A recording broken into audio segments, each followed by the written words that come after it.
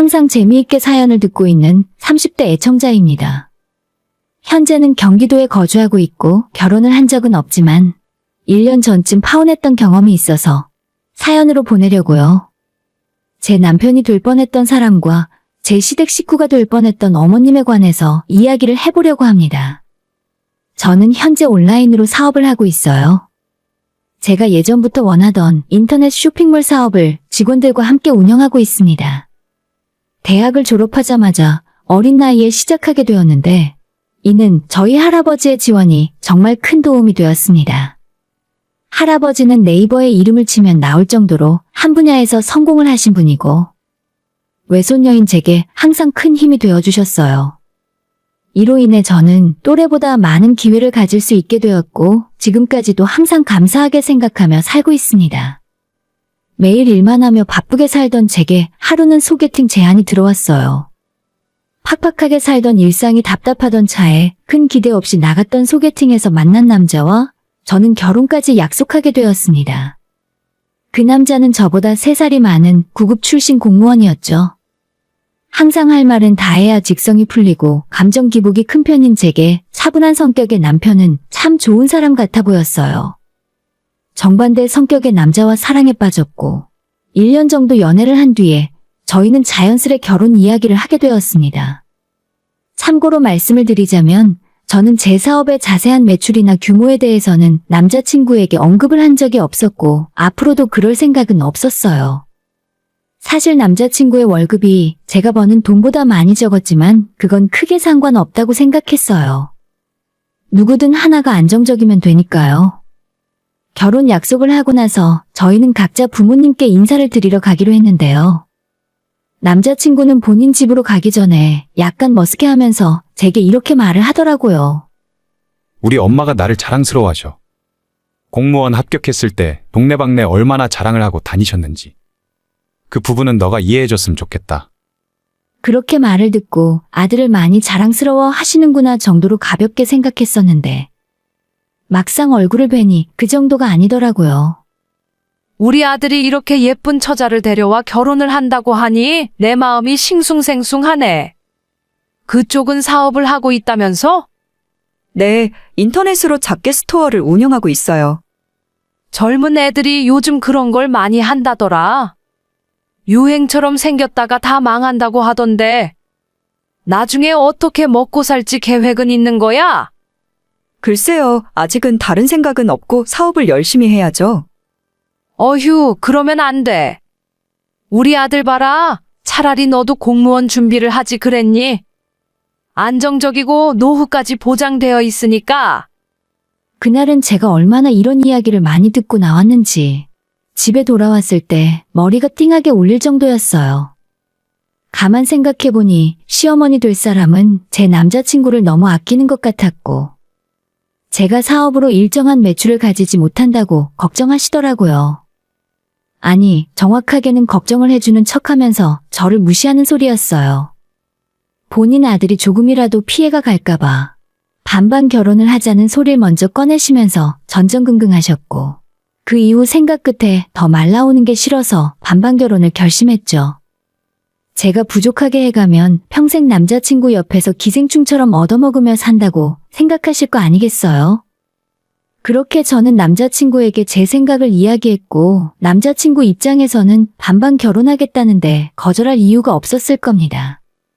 반반 하자고? 우리 엄마 때문에 그래. 내가 신경 쓰지 않아도 된다고 했잖아. 아니야, 그냥 그렇게 해. 그게 내 마음이 편할 것 같아서 그래. 그래, 너가 정 그렇다면 할 수 없지. 그 당시에 제 마음은 진심이었어요. 그렇게 해야 제 마음이 편할 것 같았죠. 남자친구보다 훨씬 더 많이 벌고 있는데 굳이 무시당하면서 시집가고 싶진 않았어요. 그렇게 남자친구와는 이야기가 끝났고 또 몇 개월이 지났습니다. 슬슬 본격적인 결혼을 준비하고 절차를 진행하기 바로 직전에 저희는 한 번 더 말씀을 드리려고 찾아뵙기로 했어요. 그리고 그때 저는 뭔가 일이 잘못 돌아간다는 생각을 하게 되었습니다. 우리 아들한테 이야기 들었다. 너희 반반 결혼하기로 했다며? 요새는 다들 그렇게 평등하게 하는 것 같더라.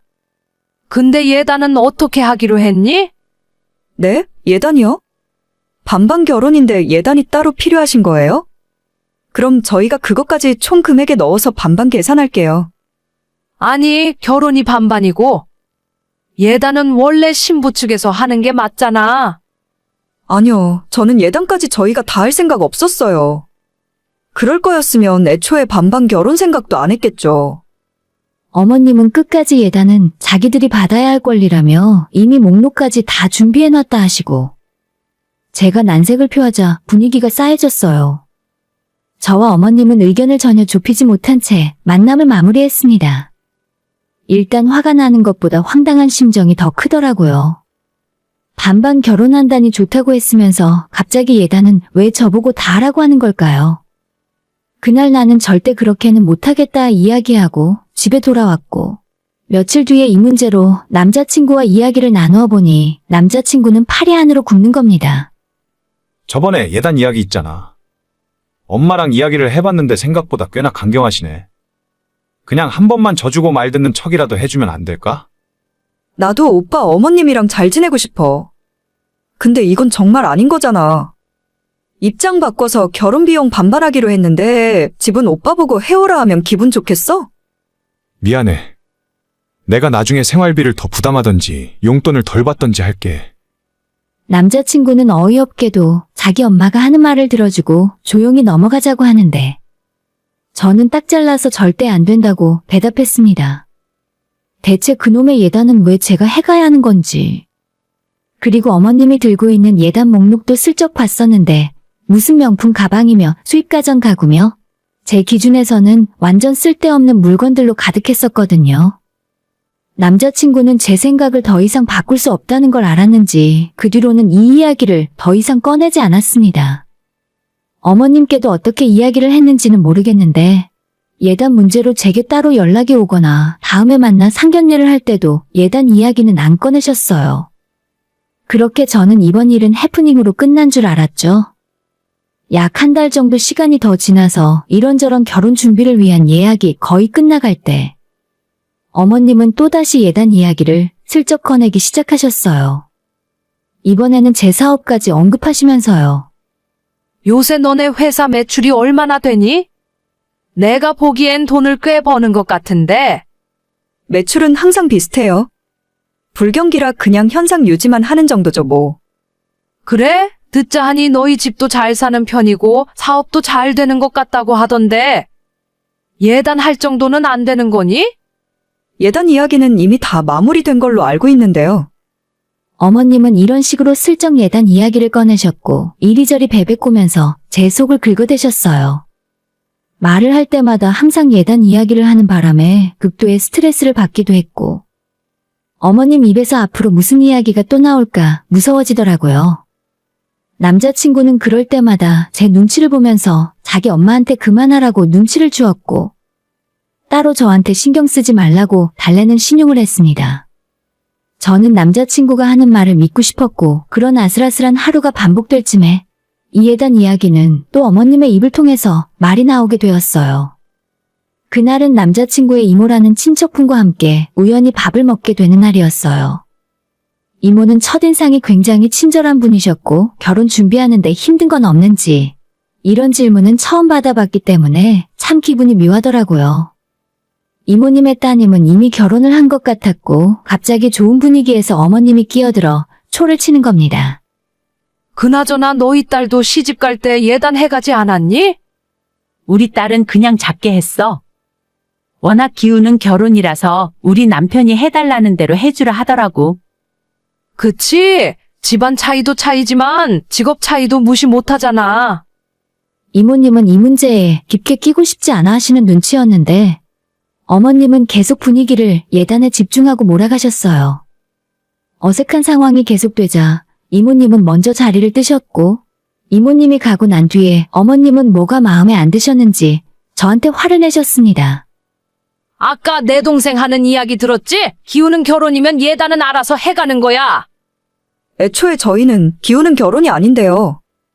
너랑 내 아들이랑 같아. 장사하는 애랑 공무원 내 아들이 같냐고? 진짜 어이가 없더라고요. 제가 벙쪄서 아무 말도 못하는 사이에 어머님은 저보고 말이 안 통한다며 혀를 찢찢 차더니 택시를 타고 가버렸습니다. 혼자 조용히 집으로 돌아오는데 이 결혼을 해야 하나 말아야 하나 고민이 되었습니다. 남자친구와 결혼을 하자고 이야기했던 순간부터 평생 함께하기로 마음을 먹었는데 이런 시어머니라면 앞으로 똑같은 일이 반복되었을 때 버틸 수 없을 것 같았거든요. 남자친구도 이 문제로 저를 열심히 달래기도 했지만 마음이 너무 크게 흔들렸습니다. 그렇게 예단으로 또 이야기가 오간 날 이후로 며칠 동안 조용하게 지냈어요. 예단은 마치 없었던 일이었던 것처럼 아무렇지 않게 지냈고 또 얼마 후 기분 좋게 만나서 같이 저녁도 먹었습니다. 지금 와서 생각해보면 그때도 계속 마음에 두고 있었을 거예요. 어느 날 갑자기 저희 엄마가 전화를 하시더라고요. 지금 남자친구랑 같이 있니? 그럼 조용한 곳으로 옮겨서 전화 좀 받아봐라. 심각한 톤의 엄마의 말에 남자친구와 있던 저는 자리를 옮겨서 전화를 받았습니다. 너희 사돈한테 전화가 왔었는데 갑자기 예단 이야기를 하시더라. 너도 이거 들은 내용이니? 뭐? 예단? 아니, 어머님께서 처음 인사드리던 날부터 계속 예단을 나보고 하라는 거야. 그래서 처음부터 못한다고 했지. 갑자기 나한테 전화해서 예단을 해와야 딸이 잘 산다고 하더라. 나 참 어이가 없어서 카톡으로 예단 목록을 보내겠다고 하더라고. 예단 목록? 진짜 웃기는 사람이네. 뭐라고 왔는지 나한테도 좀 보내줘. 아니, 보내지 말라고 했지. 내 딸이 반반 결혼한다는데 무슨 예단 타령이냐고 했어. 앞으로 나한테 따로 연락하는 일 없었으면 좋겠다고 말했지. 잘하셨어. 앞으로도 전화 오면 받지 마. 내가 알아서 할게. 그래, 너 결혼이니 너가 알아서 잘하겠지. 아, 맞다. 그건 그렇고 예전에 할아버지께서 돌아가시기 전에 너한테 물려주신 아파트 있잖아. 그거 이번에 팔아야 할 것 같더라. 지금 거기 엄청 올랐어. 팔고 이참에 서울에 아파트를 사두던가 아니면 다른 곳에 투자하는 게 어떨까 해서. 어머님은 저희 엄마한테도 전화를 해서 예단을 해달라고 하셨던 것 같았습니다. 이게 말이나 되는 소리인가요? 우리 엄마도 보통 분이 아니라 받아주지도 않고 끊었기에 망정이지. 저한테 말도 없이 엄마한테 바로 전화 걸었다는 사실이 너무 화가 났습니다. 이러니 헤어지자는 생각이 점점 더 커지고 있었습니다.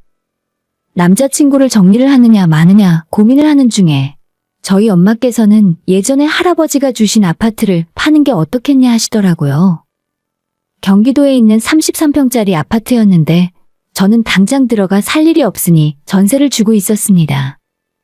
남자친구는 이와 관련해서는 한 번도 이야기한 적 없었기 때문에 아예 몰랐고 어차피 이때쯤부터는 헤어질 생각을 하고 있었기 때문에 아무 말 없이 동네 주변 부동산 분위기를 먼저 둘러보기 시작했죠. 아파트 근처의 부동산에 들어가 사장님과 이야기를 나누고 있었는데 그때 마침 남자친구 어머님한테 전화가 오더라고요. 제가 전화를 받는 순간 하필 부동산 사장님이 아파트 시세대로 파실 거냐고 물어보시는 겁니다. 일단 나중에 다시 이야기하겠다고 사장님께 말씀드리고 밖으로 나와 전화를 받았더니 어머님이 그 순간 그 이야기를 들으셨나 봐요. 아파트? 무슨 아파트를 팔아? 너 아파트 가지고 있니? 아, 그게 뭔데? 너 부동산이야? 갑자기 무슨 아파트를 판다는 거야? 너희 집을 팔겠다는 소리니? 아니요, 그건 아니고요. 제가 예전에 할아버지께서 주신 아파트가 있긴 해요. 전세 주고 있었는데 이번에 정리하려고요. 뭐? 그걸 왜 너 마음대로 결정하니? 너 진짜 좀 이상한 구석이 있네. 우리하고 한마디 상의도 없이 그걸 맘대로 결정해? 네? 무슨 상이요? 아직 저희 결혼한 사이도 아닌데. 결혼 날짜도 잡았으면 이미 사실혼 관계인 거야. 사실혼 몰라? 그러니까 부부 공동재산이라고. 어휴, 저렇게지만 생각하니 우리 아들 아까워서 안 되겠다. 그냥 너희들 파혼해. 네? 파혼이요? 갑자기 어머님이 혼자 화를 내더니 파혼을 하라더군요. 그래, 파혼. 그깟 되도 않는 아파트 어차피 필요도 없어. 예단도 못하는 형편인 것 같은데. 하나를 보면 열이 뻔히 보인다. 갑자기 화를 내며 파혼하라 하셨고 저는 얼떨결에 알았다 하고 전화를 끊었죠. 좀 황당했지만 어차피 남자친구와 헤어질까 말까 고민을 하던 차라 생각하면 생각할수록 잘된 일이다 싶었어요. 신경 끄고 제 할 일을 하고 있었는데 그날 저녁 남자친구가 저희 집 근처까지 찾아와 저를 불러냈습니다. 잘못했다고 자기가 사과하면 어쩌나 싶어 나갈까 말까 고민했지만 그래도 얼굴은 보고 이야기해야 할 것 같아서 나갔는데 정말 제 예상이 보기 좋게 빗나갔습니다. 야, 너 우리 엄마랑 아파트 이야기했어? 그 정도 재산 있었는데 고작 예단 하나로 서운하게 했던 거야? 결혼식 날짜까지 잡아놨으면 사실혼 관계인 거 몰라? 우리 공동 재산을 왜 한마디 상의도 없이 너 마음대로 처분해?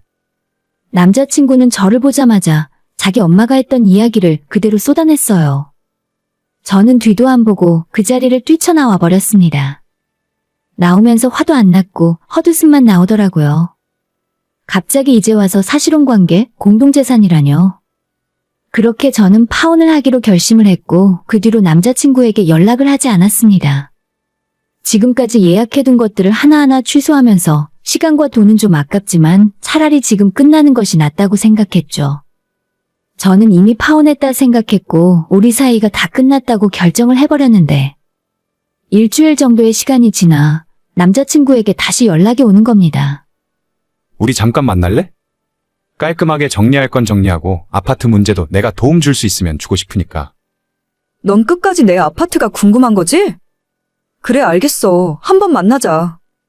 제 아파트가 얼마나 궁금했으면 이미 헤어진 다음에도 이렇게 연락을 할까 싶었습니다. 얼마 후 부동산 앞에서 남자친구와 걔네 엄마까지 함께 나와 세 사람의 어색한 만남이 이루어졌습니다. 끝까지 막말을 쏟아내고 본인들 입으로 파혼을 먼저 이야기해놓고 아파트 생각에 잠은 잘 잤나 싶더라고요. 대체 너가 가진 아파트는 어디에 있다는 거야? 어찌됐건 너희들이 결혼까지 하려고 했던 사이니까. 재산 문제는 확실하게 해두는 게 좋을 것 같아서 왔다. 아파트가 대체 어디냐고 묻는 남자친구 어머니의 말에 저는 아무 대꾸 없이 부동산 문을 열고 들어갔습니다. 이미 저를 한번 만난 부동산 사장님은 다행히 기억을 해주시더라고요. 어서 오세요. 이제는 마음을 정하셨나요? 네, 바로 매물로 내놓으려고요. 세입자한테 이야기도 끝냈어요. 그냥 시세대로 바로 내놔주세요. 그럼 일단 12억으로 내놓고 매수자가 나타나면 그때 다시 말씀드릴게요. 그러자 제 뒤에 서 있던 남자친구와 걔네 엄마가 헉소리를 내더라고요. 뭐라고? 12억? 잠깐만, 12억이라고? 자기야, 이게 진짜야? 분명히 파혼하고 헤어졌다고 하더니 금방 자기야 소리가 나오는 겁니다. 저는 부동산 사장님께 바로 매물 등록해달라 하고 자리에 일어나서 빠져나왔죠. 화들짝 놀라 저를 따라오는 두 사람이 필사적으로 붙었어요. 자기야, 우리 잠깐 이야기 좀 하자. 밥 먹었어? 밥부터 먹을까? 아니면 커피? 그래, 세아가. 일단 어디 좀 들어가서 천천히 이야기 나누자. 서로 간의 오해도 풀고, 응? 오해라뇨. 파혼하자는 말은 그쪽에서 먼저 하셨잖아요. 이미 오만정이 다 떨어져서 더는 이야기하고 싶지도 않아요. 자기야, 한 번만 다시 생각해봐. 예단, 그딴 거 안 해도 돼. 그래? 요즘 누가 예단을 하니? 너희들 결혼식장 예약까지 다 해놨잖아. 이제 와서 그걸 어떻게 다 취소를 하니? 그거 아직도 취소 안 하셨어요? 저는 파혼 이야기 듣자마자 제가 예약했던 스튜디오랑 신혼여행 이미 다 취소했어요. 위약금 커지기 전에 빨리 취소하세요. 그럼 이만. 두 사람이 어떻게든 저를 붙잡아 보려고 애걸했지만 전혀 마음이 흔들리지 않았습니다. 벌건 대낮에 돌아다니는 사람도 많은 길바닥에서 두 모자가 저를 붙들고 징징대는 모습이 정말 가관이더라고요. 지나가는 사람들도 힐끔힐끔 쳐다보는 것 같고 솔직히 쪽팔리기도 해서 빨리 뿌리치고 집에 가고 싶어졌습니다. 바로 택시를 잡아 타고 두 사람한테 앞으로 서로 얼굴 볼 일 없을 거라 인사해 주었어요. 얼마나 속이 시원하던지. 사실 제 인생이 시끄러워지는 건 원하지 않았기 때문에 이렇게까지 할 필요는 없을 거라는 생각도 있었습니다. 하지만 그 두 사람의 충격받은 얼굴을 보니 진짜 속에 있는 체증이 확 내려가는 기분이 들더라고요. 그저 얼마 안 하는 작은 아파트인 줄 알았을 텐데 나름대로 경기도 핵심지에 있는 멀쩡한 아파트였으니 정말 놀랐겠죠. 그리고 이건 끝까지 말은 안 했지만 제가 하고 있는 사업이 연매출이 얼마나 되는지, 순수익은 그 집안 아들의 몇 배나 되는지 알게 되었으면 정말 크게 놀랐을 겁니다. 아무튼 그 이후로는 얼마나 저한테 매달리던지 한동안 고생 좀 했어요. 우리 회사 앞에서 촛불 이벤트를 한답시고 기다리지 않나. 꽃 배달을 매일 보내는 바람에 쓰레기 처리하느라 골치가 아팠습니다. 저는 물론 받아주지 않았고 스토커가 있다며 경찰에 신고했더니 더 이상 나타나진 않았습니다. 시간이 지날수록 진짜 결혼했으면 큰일 날 뻔했구나 싶고 앞으로는 제 인생이 꽃길만 펼쳐지길 바라는 마음으로 사연을 마칩니다. 오늘의 사연은 여기까지입니다. 구독과 좋아요, 알림 설정은 많은 힘이 됩니다. 다들 행복하시고 좋은 하루 되세요.